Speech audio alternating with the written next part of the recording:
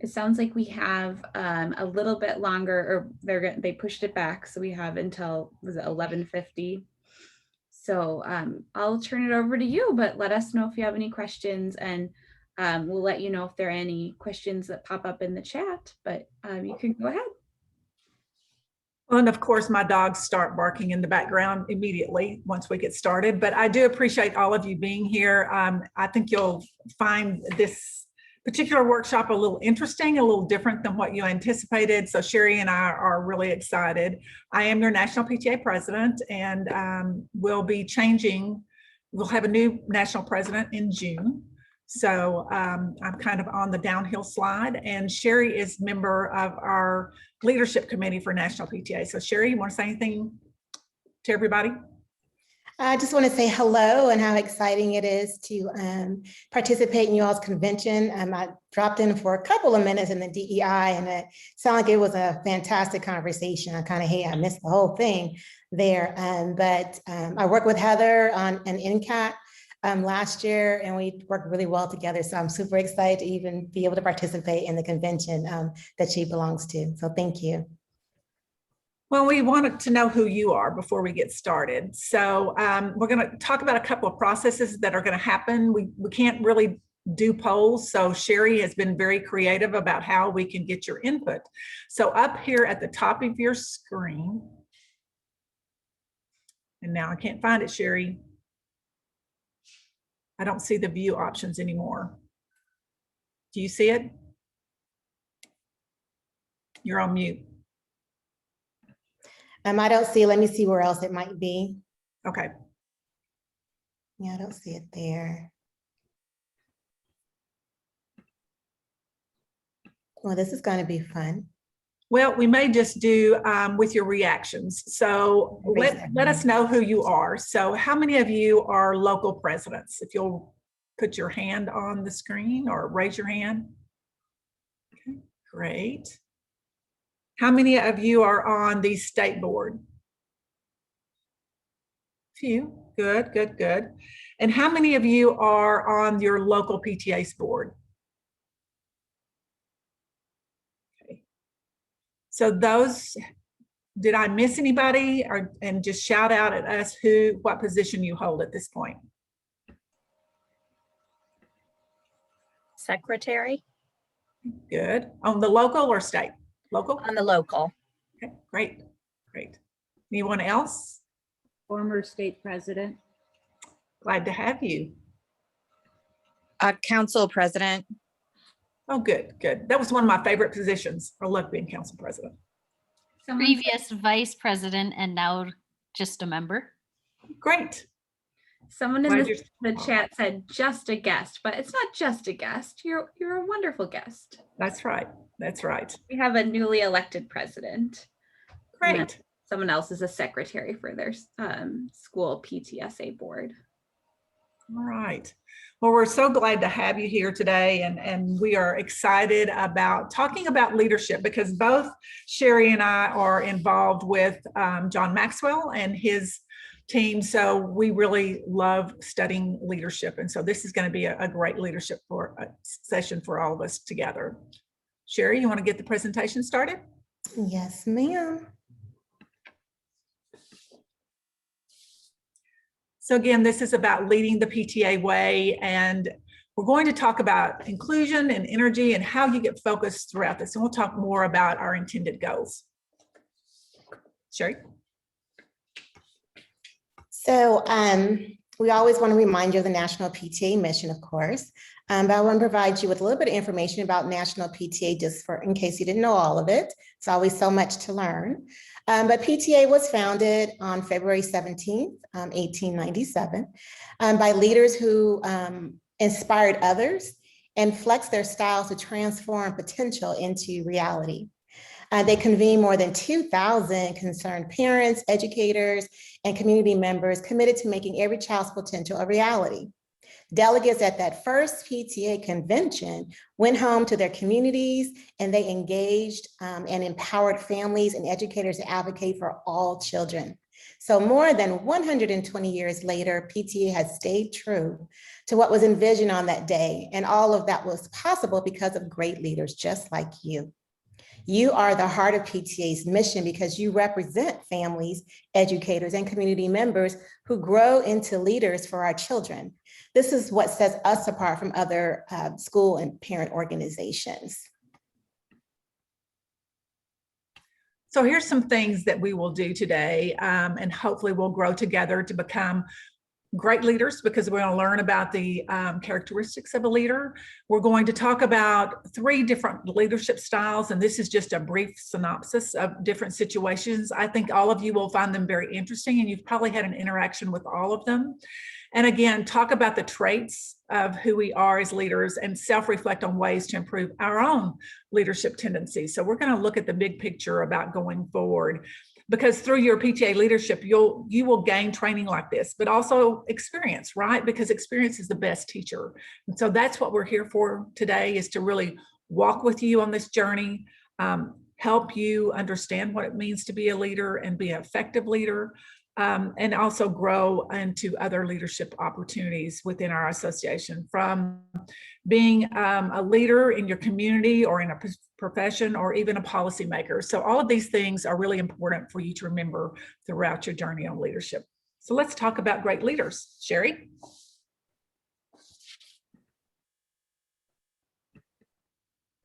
All right, so typically we would do exercises in small groups, but we aren't able to break out into further breakout rooms. So what I'm going to do is put up a slide that talks about the different traits of leadership.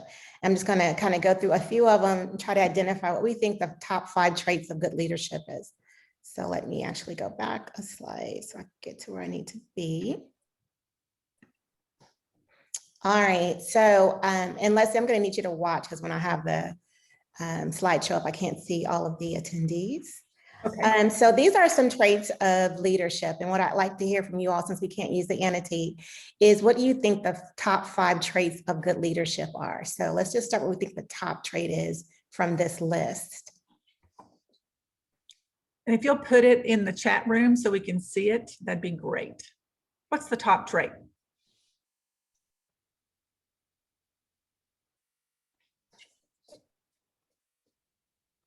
Is it accountability, being flexible, rule follower? Someone typed in a let's do it attitude. I like that. Mission focused. Let's do it attitude again. Collaborative, yes. Good communicator, very good. Flexible. Servant leader, yes, love them. Well, you all certainly know what good leadership looks like, what traits we need to have for that. So what I'm going to do is ask you about what are traits of not so good leadership.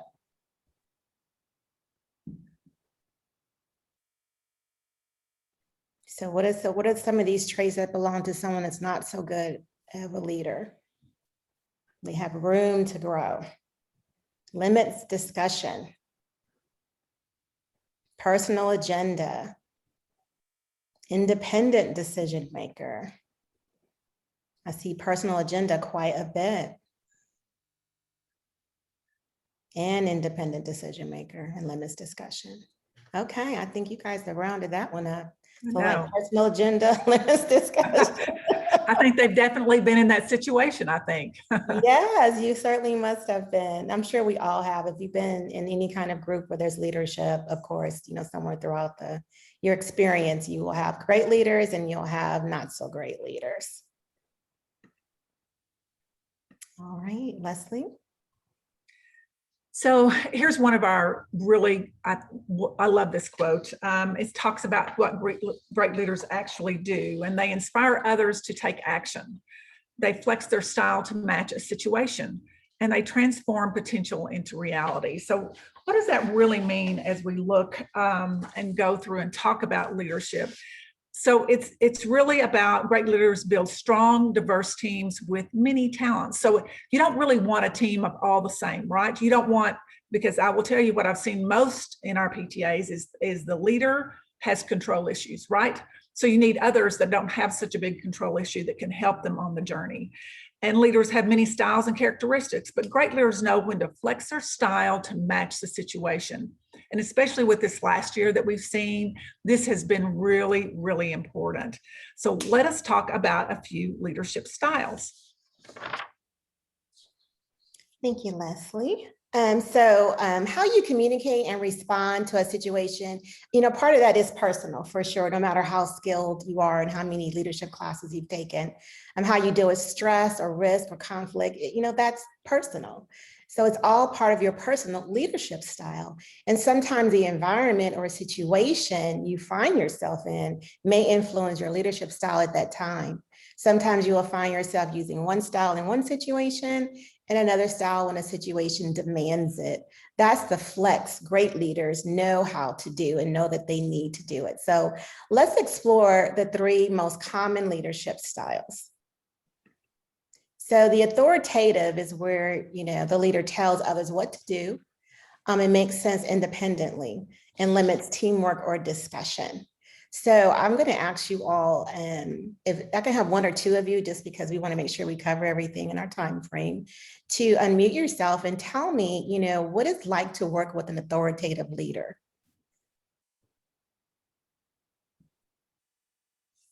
Any volunteers?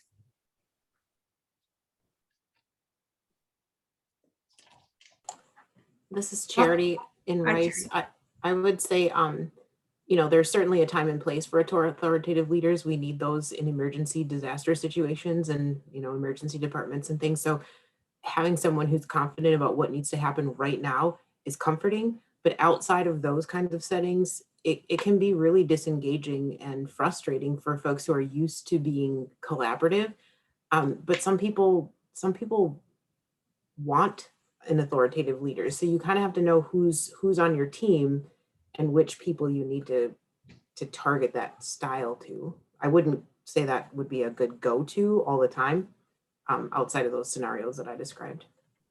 Yeah, thank you, Charity. You're absolutely correct. Authoritative kind of, makes you feel like you're not part of the team and maybe you don't matter, and, you tend to feel stifled. But you're right. There are times when being an authoritative leader, is the best way to get the task at hand done, for sure. So thank you for bringing that up, that it's not always bad. But this style, it definitely can prevent participation from those who are proactive and want to be spontaneous in their PTA work. And, it's important that if you tend to be authoritative, that leadership is often about guiding and motivating, not about telling everyone exactly what to do. So the next leadership style is democratic. This is where we seek input and foster teamwork in all planning and decision-making. So if I can get another volunteer to talk about, what it's like to serve up under this type of leadership style, how does it make them feel? And when do they think there's a time for that this kind of leadership style is challenging? Because everybody always says, well, let's be democratic. But, talk to us a little bit about when this type of leadership style can be a challenge. Stacy has her hand up. Stacy, do you have something to share? Maybe not. That might have been from earlier. Anyone else? I actually could share something. Okay.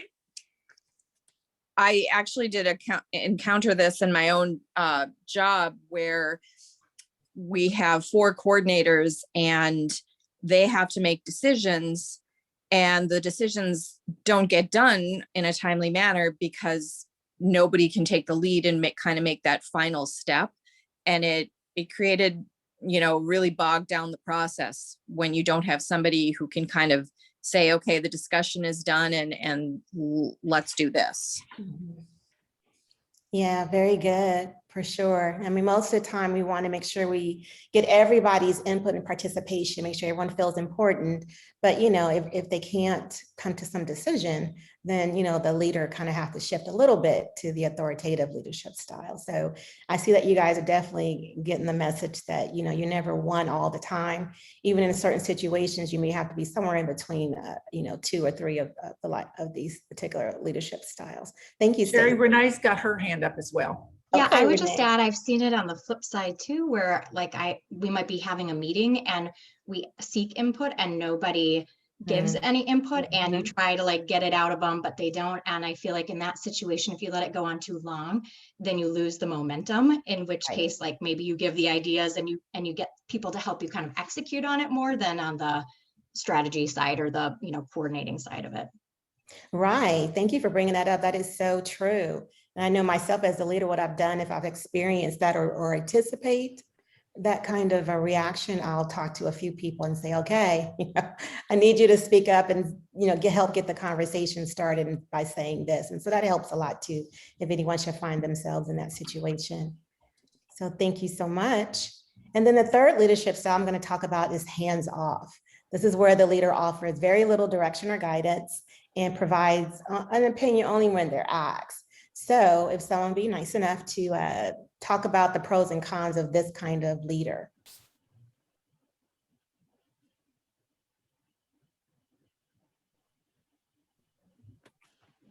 Has anyone ever had a hands-off? Is it Lyra? Yes, you got it right. Oh, I'm so excited. Okay. I think a problem with a hands-off leader is it doesn't develop further leadership. If you have somebody who is not kind of modeling how to have some more engaged conversations and just sort of lets everybody do their own thing, then you end up with this kind of disconnect where maybe you have somebody who's learning how to do one position, but the others kind of fall by the wayside because nobody's really checking in. Right. When do you think a hands-off leadership style would be helpful though? I think it's helpful when you have leaders who are engaged in particularly doing like committee type activities, letting those committees really kind of double down with what their expertise is and just asking for like one sort of follow-up, but not being hands-on, manipulating how exactly the book fair is going to be run. Let the people, or a carnival, let the people who signed up for that really take the lead. And the kind of board members stepping back. Yeah, you're right. You really have to have the right people on that team to be able to have a hands-off leadership style. So thank Sherry, you. Angela has something to All right, comment on as well. let's hear from Angela. I feel like I just inherited a hands-off PTA. So I have a whole bunch of stuff that hasn't been done. I haven't paid dues in 2 years, so so having a total hands-off one has really screwed up our PTA. So luckily I'm talking with Amber and Amy, and we're getting it fixed, but it screws up the succession for those that are taking over after you of what needs to happen to be a successful organization. Yeah, that's tough. And I think that's probably one of the situations where you shift a little bit more to the authoritative leadership style to even kind of get everybody going and moving. Thanks for sharing that. So as you can see, there is no one style that fits every situation. You guys have already demonstrated that you're fully aware of that. And in the situations where you may need to shift a bit or be somewhere in between. So just always keep that in mind when we're talking about leadership styles, and just remember to flex your leadership style. Leslie. So we've just gone through a pandemic, right? So we are in the middle of a crisis still. And so what about crisis leadership? What did they do well? So let's talk about this. So a crisis moves us to, there we go. So it never leaves us the same. And so that's always a message that I try to let everyone realize, is that we've gone through this pandemic and it will never be the same as it was before. You're now in a new era. you've now learned things through this pandemic. So always remember that you have to look at things in a different light. Don't go back to the way it was, because you're not going to be as successful as it was before. You have to think about things differently. And is your movement positive or negative? So how are we going to get this school year ended, as well as starting when we're reopening schools? You've got to be the hopeful leader. You've got to have a positive attitude going, even starting right now. This is about who we are as a PTA. How can we talk about it? And so, a crisis reveals who's what. Anybody tell me? The real leaders are. Crisis separates the pretenders from the players. And why do you think that? So why would a crisis identify a leader? Anyone have any input? You just went through a year of it. What made leaders good? I guess I might add one point of like, you see some people leaning in and some people leaning out. Right, you do. Some are motivated by fear, and so they shut down and they allow the fear to take over. Others realize they have to go forward and change and be flexible to where we're going to go. So the crisis test what? What does it test? Leaders who absorb the information and let that inform their decisions. That's a great analysis, but it also tests a leader's competence. And we want them to understand who they are and what they have. And do you have the tools necessary? Are you talking with your team? How are we going to approach this? And, the big thing about who we are right now, and for me in particular, I didn't sign, and you hear this a lot from PTA leaders, I didn't sign up for this past year. None of us did. So none of us had a procedure book or the way we were supposed to handle things. We all had to rely on all of us joining together and making decisions and look for leadership about how to move forward. If we had stopped, I think our communities would have hurt tremendously. We've seen PTAs that have thrived this last year and have actually increased their membership because they were very hopeful, and they really listened to their community, their school community, and really gave them the resources. So think about that, as you start this, or even as you're ending this year, are you asking your members, what is it that you need? What is it that you want? It's no longer about, can you come help a volunteer? Can you come help us? No, that's the wrong message. It's about, what can we do for you? And how can we make your lives better through this particular circumstances? Even in reopening of schools, some of your parents are going to be not comfortable with the way things are going to be handled. So it's up to you to have those critical conversations with the educational leaders so parents are informed and feel comfortable about sending children back to school. So always remember, you've got to stay positive. You've got to really be out there and be hopeful, and just change your perspective. It's not about your title, but it's more about how we can serve others. Sherry? So here are 7 specific things that crisis leadership or crisis leaders actually do really well. And the first one is they understand the context. They understand the situation that they're in, maybe not immediately, but they seek to understand where we are. I know that I was coming out of my presidency when COVID and everything else hit. I had about 6 months, and the first thing I do is step back and say, okay, what's going on? Where are we? And then figure out what our next step is going to be. But we know we have to make a next step. So that's one thing that crisis leaders actually do really well. They also embrace good values. And what that really means is just be the leader that you wish you had, that you would just love to have. And maybe you've had that type of leader before, but be that good, be that leader, and communicate and demonstrate, good values. They also communicate effectively, which means they talk to people about the reality. As Leslie said earlier, we're not going to go back to normal. Normal is gone. We have to redefine normal, but this is where we are right here today. So how do we work within where we are today? They also communicate very frequently and with care, with care and empathy.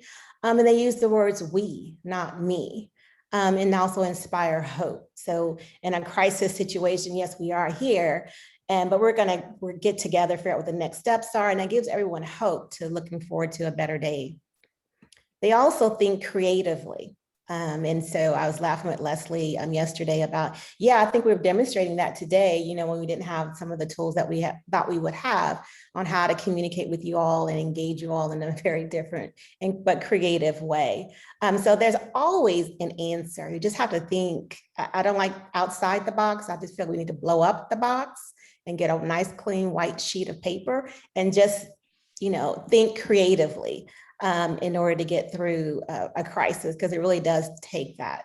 The same thing normally doesn't work. They embrace technology. I think everyone's had to do that now. With the pandemic, everyone had to switch from being in person to virtual. And it's highly likely that once we are able to be in person again, that we're going to end up conducting business in a more of a hybrid type of environment. So we will still need to be using technology. And then they show humility. You know, they're open and they're honest. You know, they're like, I don't have all the answers. During a pandemic, no one had all the answers. It was new to every single person. So what they do is admit that. And then they reach out to their team and say, hey, you know, I need everyone to kind of step up, share their ideas. And also humility means you put people first. So one of the things with the crisis, you know, with the pandemic, and you reach back out to your PTA leaders or members, the first message that you want to give them or ask, or a question to ask them was, how are you doing? You know, do you have toilet paper? Do you have water? Show that you care about them as individuals first before you get back to all the PTA business. And then of course you want to have a servant's heart. Every leader needs to have a servant's heart. And then giving credit where credit is due. It's not always about you. It takes a team. So definitely show appreciation to all those team members. And last but certainly not least, they focus on constructive change. So, you know, let's get everybody sort of back on track, even though that track may look a little different, but get us back into being positive, empowering everyone. We can do this. We can do this. We have to do it differently, but we'll do this. And then what have we learned from being thrown into this crisis that we think is positive? You know, we all know that I think there's a quote that says that life is your best experience is the best teacher, right?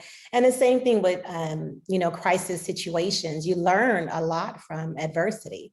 And so the leader will certainly focus on those things. They won't just get through it and not talk about it. They're like, oh gosh, what did we learn through this? We learned we were much stronger. We're much more flexible and adaptable. So that's an important conversation to have at the end. So these are 7 things that crisis leaders do really, really well. So before we move to the next slide, would a couple of you tell me what you've learned during this past year? What are some things that you've learned?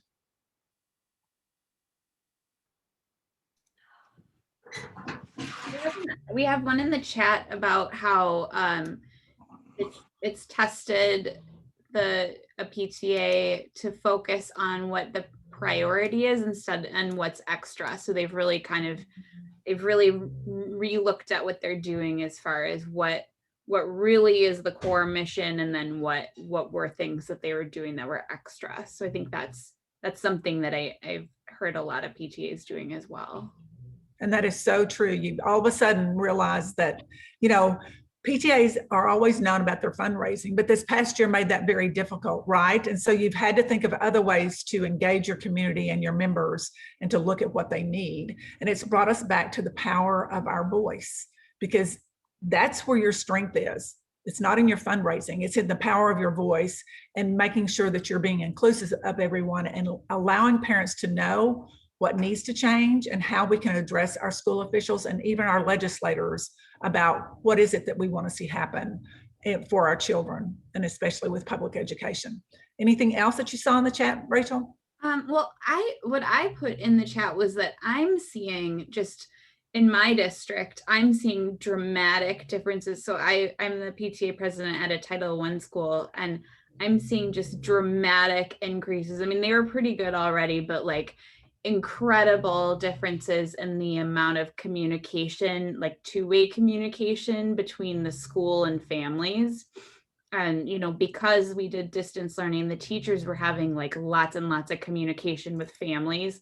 And even, you know, I mean, I have texts. Like, I just feel like I personally know my kids' teachers now. And so, and they feel that way with all the families. And so I think, you know, and then just trying to get all the families up to speed with tablets and things. And we have a large ELL population and that kind of thing. I think I'm just very excited for what's to come, because I think that communication, the two-way communication and engagement is now like sort of it's been like just gone into overdrive. And so I think people are really, I think that it's just really setting us up for some exciting things in the future. Right. So I think we've got like, I think we're set up for next year to be really awesome. I couldn't agree So more. That makes is, I feel very, very strongly about that. So as we move to the next screen, how many of you, just raise your hand, have are familiar with the Schools of Excellence program that National PTA has? I see a few. If you're not familiar with it, I would ask that you go onto our website and look at it. This is really a great program for you and your leaders and your administrators to think about engaging in. It really is such a great program, and through the research through this School of Excellence program that shows that these particular traits that you see on the screen are what we need to help engage our families and increase membership, strengthen school to PTA partnerships, and improve the school overall. I know, as both Sherry and I probably traveled through the state of Texas on those School of Excellence and awarded several within our own state, you can see and feel the difference of those that are in this program. And so take a look at it. It's not too hard to get into, but it will help you actually strengthen your goals and your relationships within your community. And so the first trait for leading the PTA way is welcome all values and unique perspectives. And so that's where, you know, Sherry and I got in on the tail end of your DEI panel. There was great conversation there about how you are going to be able to welcome individuals, that you need to understand and value everyone, letting them know that we want their voices at our table. And I will tell you this too, don't immediately, when you see someone, ask them to volunteer or give them a job. Just create a relationship.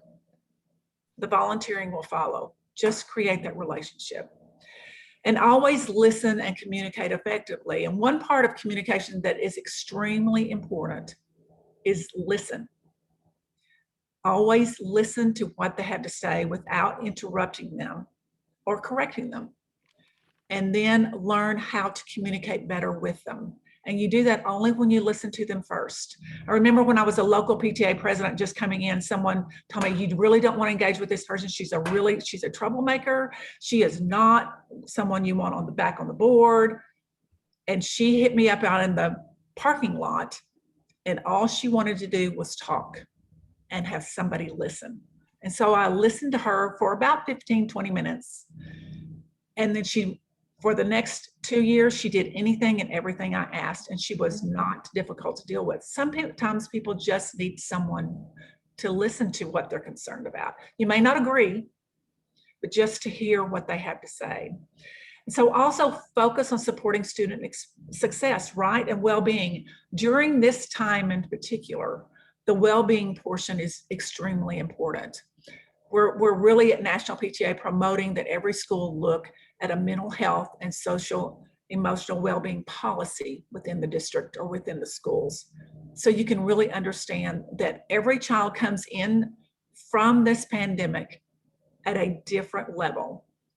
We've had over 500,000 deaths across this nation, which affects probably 4 to 5 times as many families and children. So every child has been through something differently. And I can tell you, if a child's had loss in their family, it's going to take some time, and they're going to be at a different place than any other child in that room. But also statistics said even before the pandemic, 1 in 5 in every classroom has a mental health issue that we're not aware of. So those are critical conversations as well, and especially making sure your parents have support that they need and resources. If you're wondering where to find those, go to our website. We just opened up a mental health page, so look at those resources as well. Always speak up for every child and seek that positive change. It's not just about one child or one classroom or one grade level. especially, you know, those conversations that I've had when you're creating a budget. Is it affecting every child in that school, not just one grade level? What is it that they all need? Are we getting that done? Have you talked to your principal and seen what their goals are? All of those type of things. So again, always know that growing your team is really important. It's not just about you coming to this convention or hopefully coming to Nationals convention. It's about bringing your team with you, because your legacy is the leadership and leaders you leave behind. So if you walk away and the PTA just dies, it's telling me you're not growing others behind you. And that's really important. You have to learn to do that and to share your power. And that's one reason I think a lot of times a democratic leader or a hands-off leader, at times there's times for both. And then when nobody can make a decision, you have to be authoritative and move forward, right? But you really need to teach others how to utilize the power of who we are, our voice, and how to make that happen. And always remember, collaborate with your community and your school, because that's what's going to determine your success most. That relationship between you and your administrator is the thermometer for how you will do at your school. And so it's just really, really important. So do any of these bolded words look familiar to you? To anybody? Raise your hand as you think about how you do things within your PTA. Great, because these are really a part of the PTA National Standards for Family School Partnerships. And this is all research-based data for engaging families. So these traits are a great checklist for you to come back to when things get a little rocky, to look at to see if your team is really functioning the way it should be. I can remember when I was in New Mexico and president and doing a presentation to all the school leaders, and a principal couldn't understand why they just couldn't get any parents to come into the school. Well, it's because the first thing you see as a parent when you walk in the street is this huge red stop sign with "Don't go any further. You have to check into the office." And it's almost like, "And we don't want you here." I mean, it didn't say that, but it felt that way when you walked into school. So just learning how to really get past those barriers that parents feel immediately when they approach the school grounds. Sherry? All right, so we have about 4 minutes left, so we are not going to have time to do this exercise, but I did upload the chart into the chat, and I'll upload it again in case there have been some messages that scroll by. But what I want to talk to you about on this particular point is that, you know, we can talk about leadership all day long, but unless you start with yourself first, you can only give what you have. And so always take some time to do some self-reflection, you know, take your best selfie and, you know, think about who you are as a leader in your PTA. What traits do PTA members see? How do they see you versus how you think that you are? And how can I improve my selfie? So the chart that I'm going to ask y'all to take offline and complete, it's pretty simple, but just take some time. We're going to give you 5 minutes a day. It will take more than that to really go through this. But it's just a chart where one side lists all of those core leadership traits of a servant leader. And then the right side, you have 2 columns. You know, what are your strengths? What do you think your strengths are? And then where are your opportunities to grow? Nobody knows everything. So there's got to be some area that you know that you need to grow in. And then you start one step at a time. So what is one thing that you will stop? Because sometimes we need to stop some things that we're doing, or start, just pick one thing and work on that. And then, you know, add to that and build upon that. And then, you know, every day, just take a few minutes and reflect back on your leadership for that day and kind of determine what you can do even better and pat yourself on the back for what you've done well. Leslie? And it's, you know, Sherry and I were talking about this yesterday. The hardest thing in your leadership journey will be yourself.